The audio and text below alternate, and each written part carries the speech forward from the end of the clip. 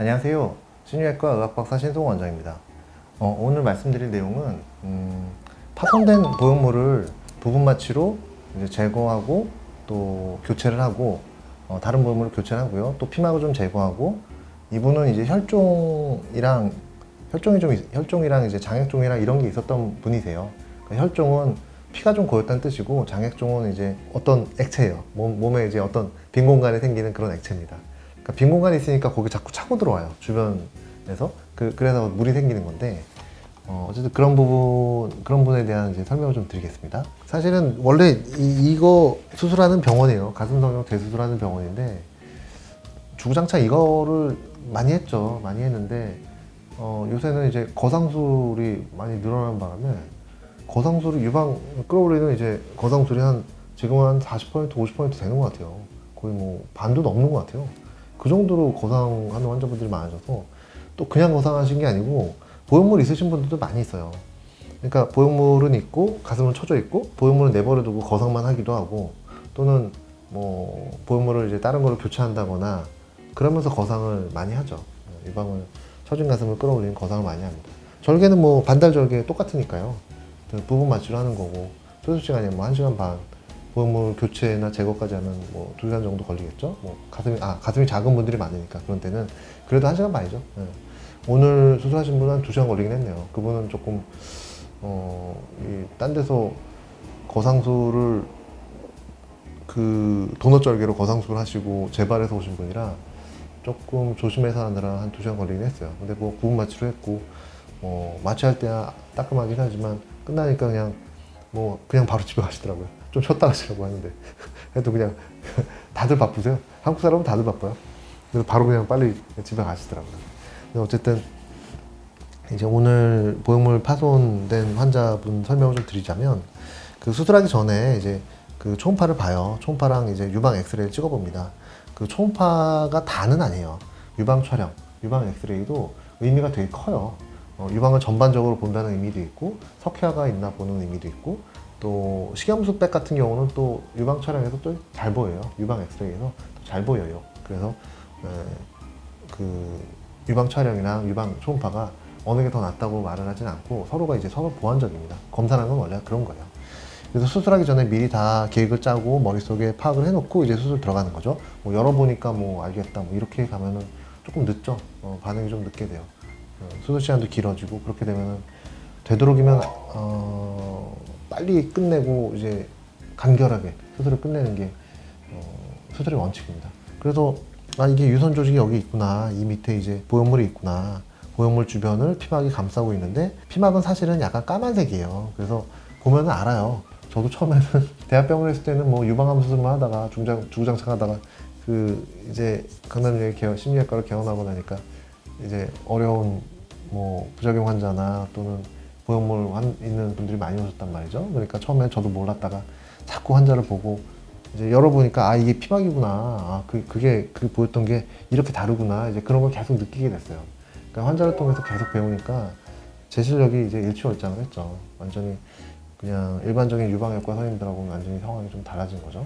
그래서 수술할 때 보면은 저희는 유륜절개나 이제 밑선절개 많이 하는데 유륜절개가 이제 흉터가 좀 적게 보이니까 이제 유륜절개 많이 하긴 합니다. 근데 보면은 피부에서 보형물까지가 보통 1cm 정도밖에 안 돼요. 대부분이. 두꺼우신 분도 보통 한 2cm, 대개는 1cm 안팎이란 말이죠. 뭐 7, 8mm도 많아요.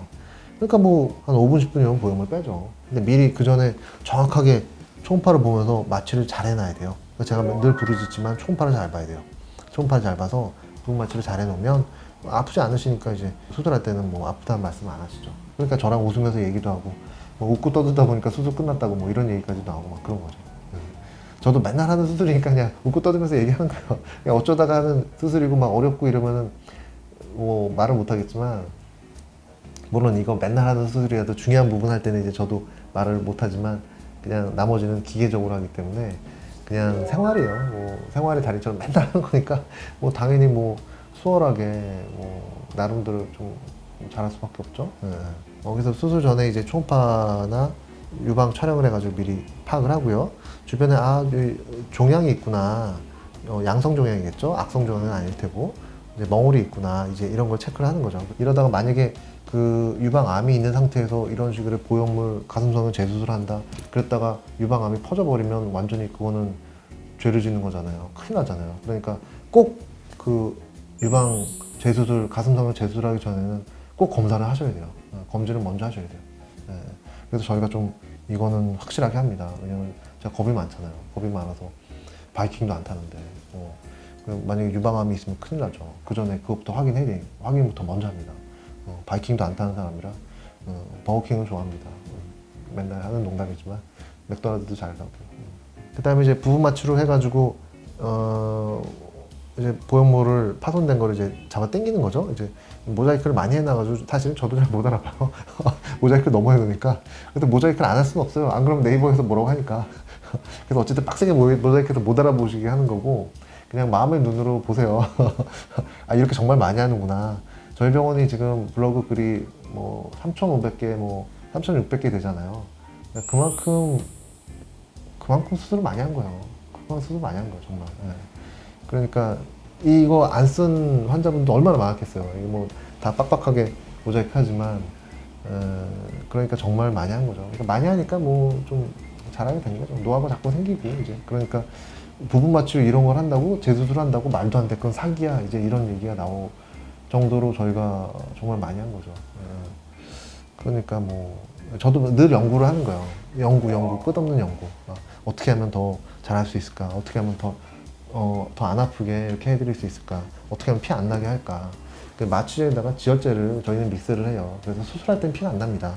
보시면 피가 하나도 없잖아요. 뭐 빨간색이 없잖아요, 일단. 근데 이제 그 저녁 때쯤 되면 마취제 효과도 떨어지고 지혈제 효과도 떨어져요. 그러니까 저녁 때쯤 되면 피가 날까봐 한 하루 이틀 정도는 압박붕대를 이제 감아 놓습니다. 유방은 무서운 동네가 아니에요. 꽉 누르면 다 멈춰요. 뭐 유방에서 피 나봤자 얼마나 나겠어요. 그냥 눌러주면 돼요. 그럼 피 멈춰요. 네, 괜찮아요.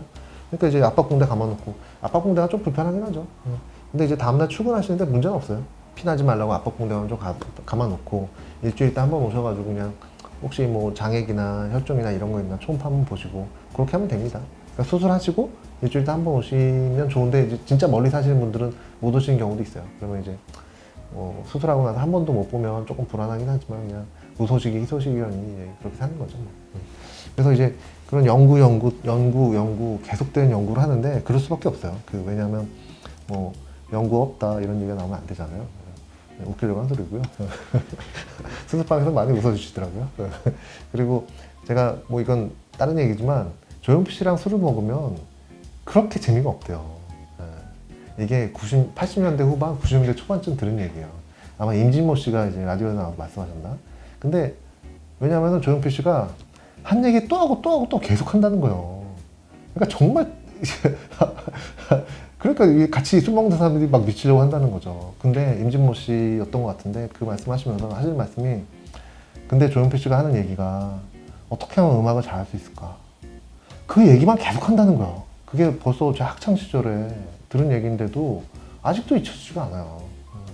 그래서 제가 뭐 계속 연구를 해야 된다. 맨날 궁리하고 어떻게 하면 뭐 흉터도 잡고 안 아프게 할 수 있을까? 뭐 전신 마취 안 하고 어떻게 하면 부분 마취를 할 수 있을까? 맨날 이런 고민하고 그러는 게, 이거를 맨날 하는 사람이다 보니까 이 생각만 하는 거예요. 이 생각만 계속 나는 거예요, 그냥.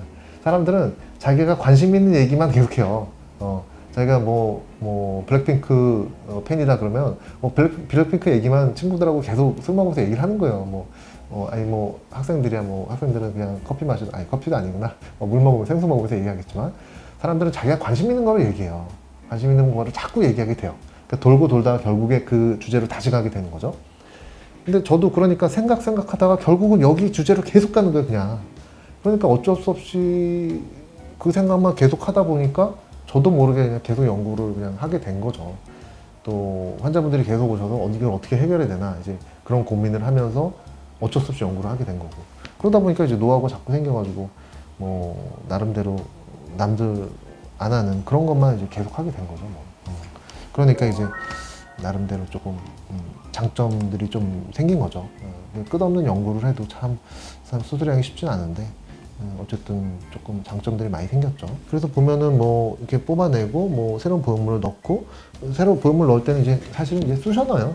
쑤셔 넣습니다. 이 큰 게 어떻게 들어갈까 하지만 이렇게 해가지고 이제 들어가요. 이제 사실은 캘러펀넬이라고 이제 뭐 약간 깔때기 같은 게 있어요. 그런 걸로 이제 짜서 넣기도 하고 아니면 그냥 넣어도 돼요. 이게 뭐 사실은 구형구충이나 뭐 세균이나 이런 것 때문에 컬러펀넬을 요새 병원들이 이제 선호하고는 있지만 어쨌든 이렇게 이 보형물도 이제 짜서 어쨌든 집어넣는 겁니다. 그런 거고 부분 마취로 해서 이제 제거가 된 파손된 보형물을 보면 그 전에 아마 터지고 나서 피가 좀 났었나 봐요. 유방 내부에. 그래가지고 뺄 때 혈종도 좀 나왔었고 이쪽 보형물은 멀쩡한데 이쪽 보형물은 약간 불그스름하잖아요. 식염수백이 터진 건데 식염수백이니까 뭐 안전해 이렇게 생각하실 수 있지만 꼭 그렇진 않아요. 터지면서 피막을 자극해서 피막을 찢기도 하거든요. 그럼 피막이 찢어져가지고 통증을 느끼시기도 해요. 어쨌든 식염수백이 터졌다 하더라도 되도록이면 빨리 제거하시는 걸 권유드리긴 합니다. 무조건적으로 안전하다 이렇게 생각하시면 안 돼요. 사람 몸은 경우에 따라 다 달라요. 그러니까 꼭 검사를 해봐서 어떤 상태인가를 꼭 확인해 봐야 돼요. 정말 달라요. 정말 달라요. 그래서 만약에 피막이 찢어져서 염증이 생긴 상태다 그러면은 그 당시에는 보형물 교체를 못하고 보형물 제거만 해야 돼요. 그 다음에 염증이 다 가라앉게 기다려서 새로운 보형물 넣어야 돼요. 염증이 없는 피막이라면 그냥 바로 그 자리에서 교체하면 되거든요. 피막을 좀 걷어내고 이제 뭐 두꺼운 부분 좀 걷어내고 싹 다 걷어내는 경우도 있긴 하지만 그런 식으로 하면 되는데 어쨌든 염증 있는 피막은 좀 이게 달라요. 그러니까 뭐 피막을 무조건적으로 제거해야 된다 이거는 저는 반대예요. 그거는 피막도 자기 살이에요. 생살이에요. 굳은 살이에요. 굳은 살이기 때문에 반드시 제거할 필요는 없지만 때로는 피막 때문에 교체 수술을 못하고 제거 수술만 해야 되는 그런 경우도 실제로 있긴 있습니다. 그래서 어쨌든 정기적으로 1년에 한 번씩은 검진해 보시고 미세 파열이 있을 수도 있으니까 검진해 보시고 만약에 터진 것 같다 그러면 되도록 빨리 제거하시는 게 원칙이에요. 응급수술까지는 아니지만 되도록 빨리 제거하시는 게 의학의 원칙입니다. 항상 의학은 원칙대로 해야 돼요. 원칙대로 해도 힘든 판국에 뭐 원칙을 안 지키고 나는 괜찮을 거야 이렇게 생각하시면 안 된단 말이죠. 결코 그런 행운은 우리한테 없을지도 몰라요. 그러니까 항상 조심해야 돼요. 내가 운이 나쁠 수도 있어. 가끔 무거운 거 들지도 않았는데 허리 아프고 뭐 그럴 수도 있잖아요. 그러니까 늘 좋은 결과만 기대하시면 안 돼요. 항상 조심하고 또 조심하셔야 됩니다. 오늘은 여기까지 이제 말씀을 드릴 거고요.